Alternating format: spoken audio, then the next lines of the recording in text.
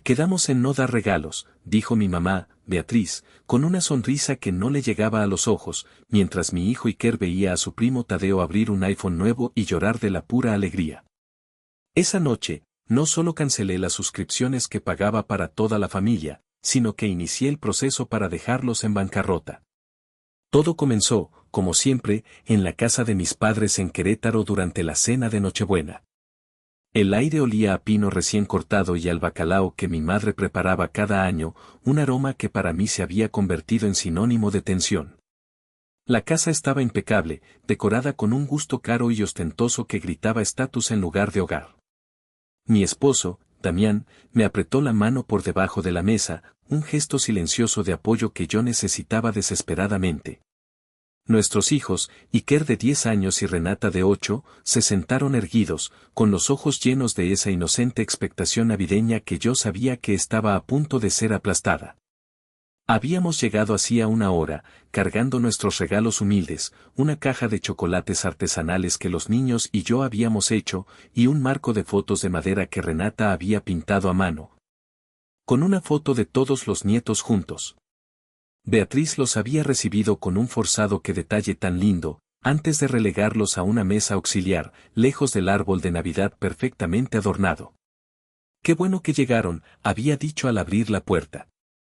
Su mirada recorrió nuestra ropa, mi vestido sencillo pero elegante, el suéter de Damián, y se detuvo un instante en nuestros abrigos. No dijo nada, pero yo sabía leer su silencio. No eran de marca. Recuerden, añadió, como si me estuviera haciendo un favor, acordamos no dar regalos este año, solo un detallito simbólico. Lo importante es la familia. Asentí, sintiendo una mezcla de alivio y presentimiento. El alivio de no tener que competir en un juego que no podía ganar, y el presentimiento de que las reglas, como siempre, solo aplicaban para mí. La conversación en la cena era un campo minado de indirectas y comparaciones veladas. Mi hermana menor, Loreto, llegó tarde, como de costumbre, haciendo una entrada triunfal con su esposo y su hijo, Tadeo. Iba vestida de pies a cabeza con marcas que costaban más que mi hipoteca mensual. «Ximena, hermanita». «¡Qué milagro!», exclamó, dándome un beso al aire. «¿Siguen con el mismo coche?». «Ay, es que es tan confiable, ¿verdad?». Sonreí, una máscara de serenidad que había perfeccionado durante 38 años. «Hola, Loreto. Se ve muy bien». Mi padre, Germán, se deshizo en halagos hacia el esposo de Loreto, quien recientemente había sido ascendido. «Eso sí es un hombre de negocios», dijo mi padre, dándole una palmada en la espalda. «No como otros que se conforman con un sueldito». La indirecta hacia Damián, un arquitecto talentoso pero sin las conexiones de mi cuñado, fue tan sutil como un ladrillazo. Fue entonces cuando los fantasmas de Navidades pasadas comenzaron a bailar en mi cabeza. Cada comentario, cada gesto, era un eco de una herida antigua. Loreto empezó a hablar de su próxima fiesta de cumpleaños. «Quiero algo íntimo, quizá un viaje a Tulum con mis amigas más cercanas». Mi madre aplaudió la idea. «Te lo mereces todo, mi reina». Y de repente, volví a tener 18 años. Estaba en mi habitación, con la carta de aceptación para un intercambio universitario en Canadá en la mano. Era mi sueño. Pero esa misma semana, mis padres me habían sentado en la sala. «Hija», había dicho mi madre, con su tono de mártir profesional, «sabemos cuánto quieres irte, pero la fiesta de 15 años de tu hermana es una vez en la vida. Necesitamos el dinero para celebrarla como se debe». Mi padre asintió en silencio. «Eres tan considerada, mi amor», añadió mi madre, sellando mi destino. «Loreto solo cumple 15 una vez». Vi mi sueño desvanecerse para financiar un salón de fiestas, un vestido de princesa y cientos de invitados que apenas conocíamos. Más tarde, mi padre, con una copa de vino en la mano, habló con orgullo de su empresa, Aceros Durán. «Las cosas van viento en popa. Desde que esos nuevos inversionistas entraron, todo ha sido estabilidad». Y entonces, tuve 25. Acababa de usar la pequeña herencia de mi abuela, la única persona que siempre creyó en mí, para dar el enganche de un pequeño departamento. Era mi primer logro real, mi primer espacio propio. Un mes después, Loreto llegó a mi puerta llorando. Su sueño era abrir una boutique de moda. Necesitaba capital inicial. Por favor, Ximena, sollozó. Es mi única oportunidad. Mis padres me presionaron. Apoya a tu hermana, dijo mi padre. Para eso está la familia. Le transferí 300,000 pesos, casi todos mis ahorros. La boutique quebró en menos de un año. El dinero nunca fue mencionado de nuevo. Se evaporó, junto con otra pieza de mi confianza. La conversación volvió al presente. Mi cuñado le preguntó a mi padre sobre la situación de la empresa. No, todo perfecto, repitió Germán. Ese fondo de inversión, Solar Aventures, fue una bendición. Nos salvaron el pellejo el año pasado. Y el recuerdo más reciente y doloroso me golpeó. Hace apenas un año, mi padre me había llamado, con la voz rota por el pánico. Aceros Durán estaba al borde de la quiebra. Una mala gestión, una caída en el mercado. Podía perderlo todo, su trabajo, su puesto de vicepresidente, su pensión. Esa noche no dormí. A través de una compleja red de intermediarios y usando mi propio fondo de inversión, Solar Aventures, orquesté un rescate financiero anónimo. Compré una participación mayoritaria, estabilicé la empresa y salvé su futuro. Cuando le conté a mi padre que había tenido un golpe de suerte con una pequeña inversión gracias a un amigo y que podía prestarle algo de dinero, él lloró de gratitud. Sin tener la menor idea de la verdadera escala de mi intervención. Había salvado su legado, y él ni siquiera lo sabía.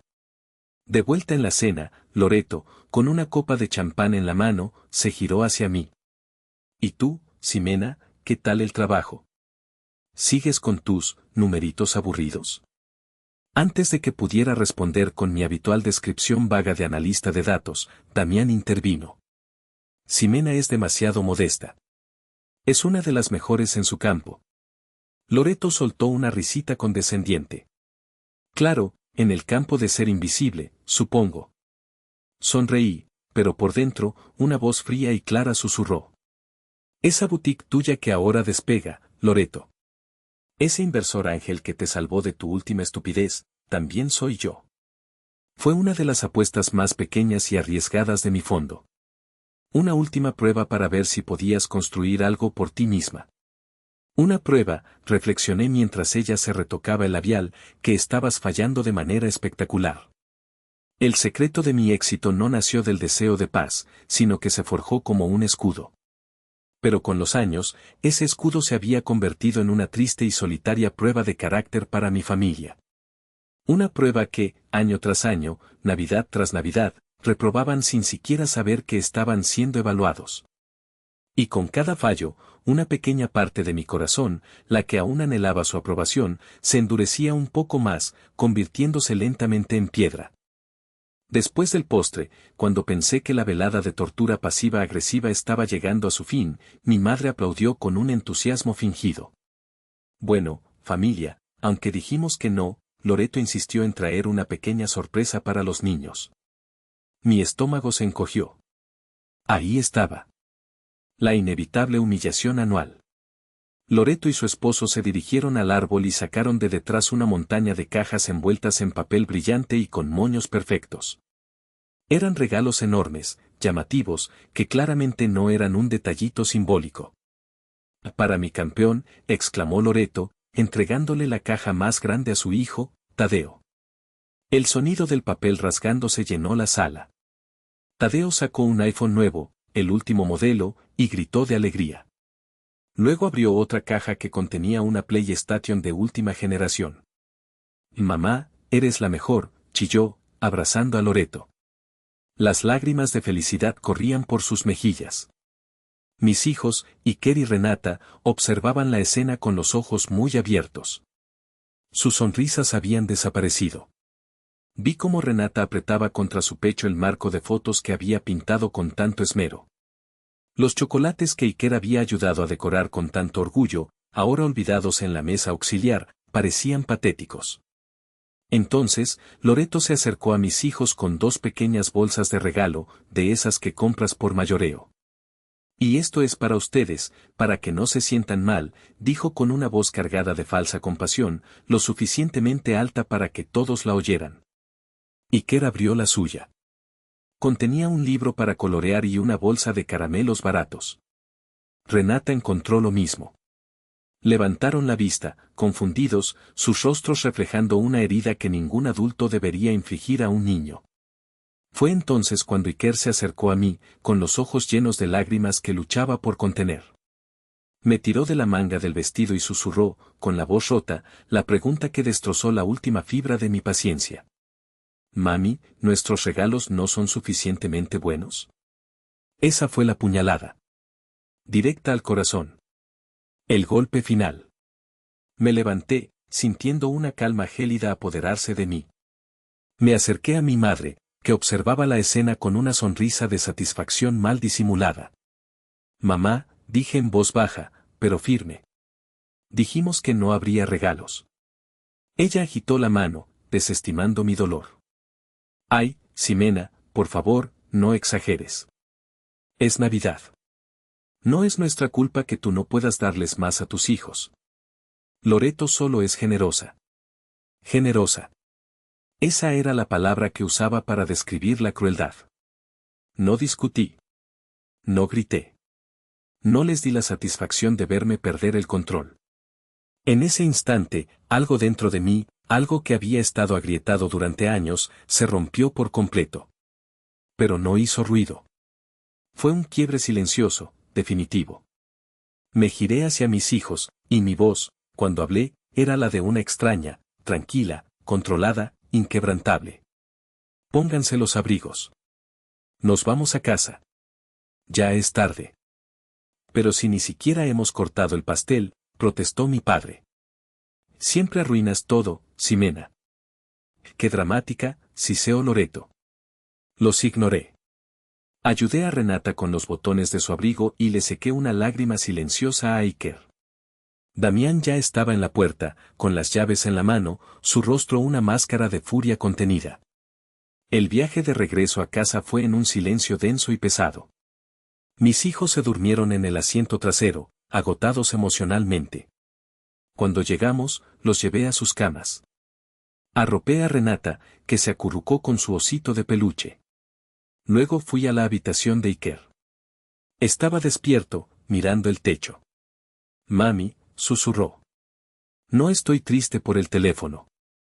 «Lo sé, mi amor», le respondí, sentándome a su lado. «Es que, sentí que lo que hicimos no valía nada». Le besé la frente y me tragué el nudo que tenía en la garganta.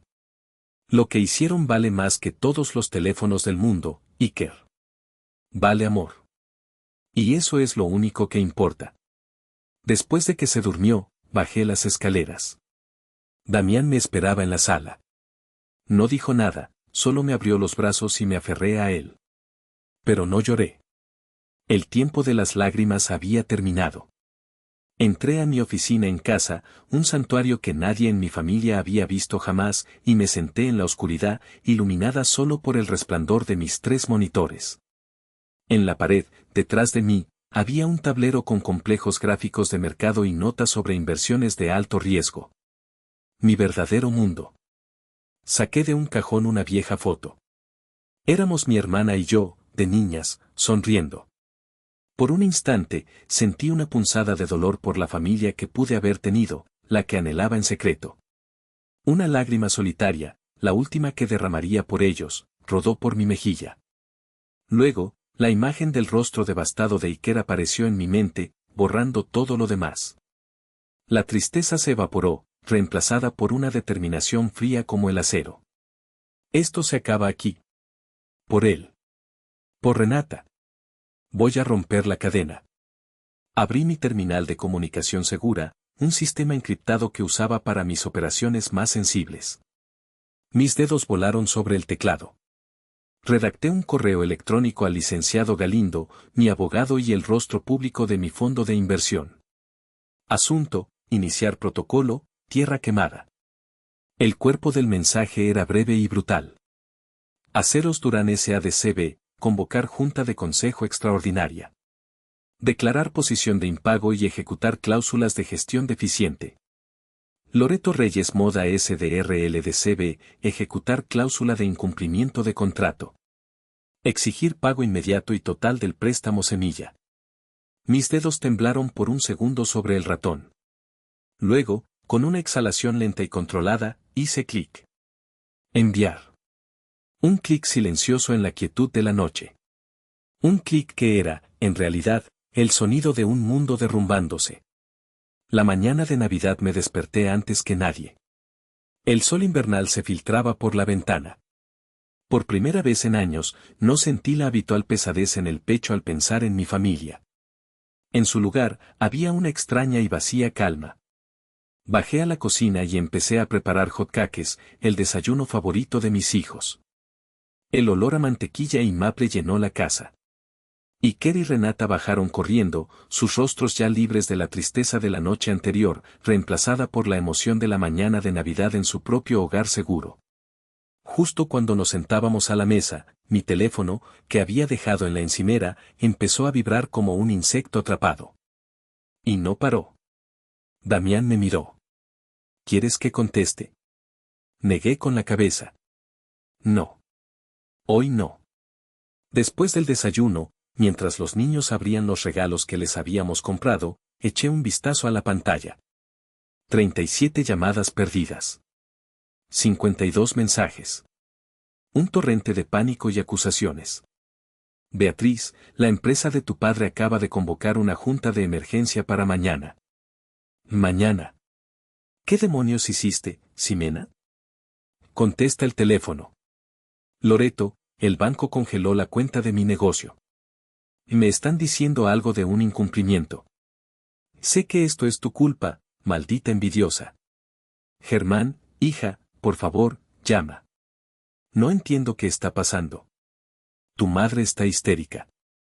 Apagué el teléfono y lo guardé en un cajón. ¿Todo bien?, preguntó Damián, entregándome una taza de café. Tomé un sorbo, saboreando el calor. Mejor que nunca, respondí, y por primera vez en mi vida, era verdad. La guerra había comenzado, pero en mi casa, ese día, solo habría paz. El 26 de diciembre, a las 9 de la mañana, me senté en mi oficina en casa, vestida con un traje sastre de color azul marino que nunca antes había usado. Tenía el pelo recogido en un moño impecable y un maquillaje discreto pero profesional. Frente a mí, en uno de los monitores, tenía una transmisión en vivo y en directo de la sala de juntas de Aceros Durán. Era una de las ventajas de ser la dueña anónima de la tecnología de seguridad del edificio. La sala era un acuario de hombres mayores en trajes caros, con rostros tensos y pálidos. Mi padre, Germán, estaba sentado a la cabeza de la mesa, tratando de proyectar una autoridad que claramente no sentía. Parecía haber envejecido 10 años en 24 horas. No entiendo la urgencia de esta reunión, decía mi padre, con la voz temblorosa. Las demandas del Fondo Solar Aventures son irrazonables. Agresivas. El director general, un hombre llamado Echeverría, carraspeó. Germán, son más que agresivas. Están citando cláusulas de gestión deficiente y nepotismo. Amenazan con tomar el control total. Es un chantaje, exclamó mi padre. Hemos solicitado que un representante de Solar Aventures se una por videoconferencia para aclarar su posición, anunció Echeverría, y asintió a un técnico. La enorme pantalla al final de la sala cobró vida. La imagen nítida del licenciado Galindo, mi abogado, apareció, sentado en una oficina minimalista y elegante. Su expresión era serena, casi aburrida. Buenos días, señores, dijo Galindo, su voz resonando con calma en la tensa sala. Represento los intereses de Solar Aventures. Vayamos al grano. Mi cliente ha perdido toda confianza en la dirección actual de esta empresa. Mientras hablaba, en la pantalla aparecieron documentos, gráficos y correos electrónicos. Pruebas irrefutables de cómo mi padre había desviado fondos para proyectos personales de mi hermana, cómo había contratado a amigos incompetentes y cómo había maquillado informes trimestrales. La humillación en el rostro de mi padre era un espectáculo digno de verse. Esto es una calumnia. Una invasión de la privacidad, balbuceó Germán, poniéndose de pie. ¿Quién se cree que es usted para hacer esto? Galindo ni se inmutó. Yo, señor Reyes, no soy nadie. Soy simplemente el asesor legal. Sin embargo, la socia mayoritaria y dueña del fondo desea hablar con ustedes directamente. Galindo hizo un gesto fuera de cámara. Hubo una pausa de 2 segundos que se sintió como una eternidad. Y entonces, entré en el cuadro y me senté junto a él. El silencio en la sala de juntas fue tan absoluto que podría haber oído el latido asustado del corazón de mi padre a través de los altavoces. Los rostros de los miembros del consejo eran una mezcla de shock e incredulidad. Germán me miró fijamente, con la boca abierta, el color drenándose de su rostro. Parecía que acababa de ver un fantasma. No era la Ximena que conocían. No era la hija callada, la hermana complaciente. La mujer en la pantalla era una extraña. Una depredadora. Dejé que el silencio se prolongara, que la conmoción se asentara en la sala como un gas venenoso. Observé a mi padre, vi el reconocimiento luchar contra la negación en sus ojos. Finalmente, hablé. Mi voz, clara y sin una pizca de emoción, llenó la sala. Hola, papá. Se estremeció como si lo hubiera abofeteado. Solar Aventures, continué, mirando directamente a la cámara, o como a mí me gusta llamarlo, mi fondo personal de retiro, actualmente posee el 68% de esta compañía. La misma compañía que salvé el año pasado cuando me llamaste llorando porque ibas a perder tu pensión. Un jadeo colectivo recorrió la sala. Mi padre se dejó caer en su silla, completamente derrotado. He observado en silencio durante 12 meses cómo ha seguido manejando mal los recursos de mi inversión. Con efecto inmediato, el puesto de vicepresidente de operaciones queda eliminado. El licenciado Galindo supervisará personalmente la transición a una nueva y competente junta directiva. Gracias por tus años de servicio, Germán. Usé su nombre de pila. El último clavo en el ataúd de nuestra relación. Mientras mi padre me miraba con ojos vidriosos, mi teléfono vibró sobre el escritorio. Era una alerta de mi equipo de seguridad. Loreto estaba en el vestíbulo del edificio de Aceros Durán, gritando y exigiendo ver a nuestro padre. Sonreí a la cámara. Y por cierto, papá, añadí con una dulzura venenosa. Creo que Loreto te está buscando. Quizá quieras decirle que revise su correo electrónico. Su inversor Ángel acaba de solicitar la devolución inmediata de todo el capital invertido en su proyecto. Con los intereses acumulados, por supuesto. La cláusula de incumplimiento es muy clara cuando los fondos de la empresa se utilizan para financiar viajes personales a Tulum. Me levanté, sin dejar de mirar a la cámara, a los ojos rotos de mi padre. Se acabó el juego. Y con un gesto al licenciado Galindo, la pantalla se quedó en negro. Pasaron 3 semanas. 3 semanas de un glorioso y absoluto silencio. No hubo llamadas, no hubo mensajes, no hubo visitas inesperadas. Había construido un muro, y por fin, estaba en paz. Un domingo, Damián, los niños y yo fuimos a almorzar a un restaurante de moda en el centro de la ciudad, uno de esos lugares a los que mi hermana solía ir para ver y ser vista. Estábamos riendo, hablando de las próximas vacaciones de primavera, cuando los vi. En una mesa al otro lado del salón, estaban mis padres y Loreto. La transformación era impactante. Mi madre, Beatriz, no llevaba sus perlas. Su cabello, normalmente peinado a la perfección, se veía descuidado. Mi padre parecía un hombre encogido, con la mirada perdida en su plato. ¿Y Loreto? Loreto llevaba unos vaqueros desgastados y una camiseta. No había ni rastro de las marcas de diseñador. Su rostro estaba hinchado, probablemente por haber llorado. Estaban discutiendo en susurros, con gestos agrios y llenos de resentimiento. Nuestras miradas se cruzaron. Vi el odio en los ojos de Loreto, la acusación en los de mi madre y una profunda y vacía tristeza en los de mi padre. Yo no sentí nada. Ni triunfo, ni pena, ni rabia. Solo una distante indiferencia. Le sostuve la mirada por un momento, luego me giré de nuevo hacia mi familia, le sonreí a Renata y le pregunté si quería más postre. El cambio de poder no necesitaba ser anunciado, era un hecho visual, tangible y absoluto. Mi teléfono vibró sobre la mesa. Un número desconocido. Era un mensaje de mi madre. Estamos arruinados. Destruiste a tu familia. No criamos a una hija tan cruel. Leí el mensaje. Tomé un sorbo de mi mimosa, disfrutando de las burbujas en mi lengua. Luego, tecleé una sola palabra como respuesta. Exacto. Presioné enviar y, sin dudarlo, bloqueé el número. No los dejé completamente en la calle. No soy un monstruo, soy una estratega. A través del licenciado Galindo, me aseguré de que mis padres tuvieran un pequeño departamento de alquiler pagado por un año, en un barrio modesto. Y me aseguré de que mi padre recibiera una indemnización por despido, la misma que le correspondería a cualquier otro empleado con su antigüedad. Ni un peso más, ni un peso menos. Justicia, no venganza. Para Loreto, no hubo nada. Cero. Mi último mensaje para ella fue a través de su abogado de oficio. Se te dio una oportunidad de construir algo real con capital que no merecías. Usaste esa oportunidad para humillar a otros y para financiar un estilo de vida falso. El mercado, simplemente, se ha corregido a sí mismo. Esa noche, mientras mis hijos dormían y la casa estaba en silencio, me senté en mi oficina, contemplando las luces de la ciudad. No lo hice por odio. Lo hice por protección. Por mis hijos. Para enseñarles que el respeto no se exige, se gana, y que el amor propio significa trazar una línea en la arena y defenderla con todo lo que tienes. Mi familia había confundido mi paciencia con debilidad, mi silencio con aceptación. No se dieron cuenta de que yo no era la oveja de su rebaño, era la leona que había decidido vivir en paz, hasta que amenazaron a mis cachorros. La paz que siento ahora no tiene precio.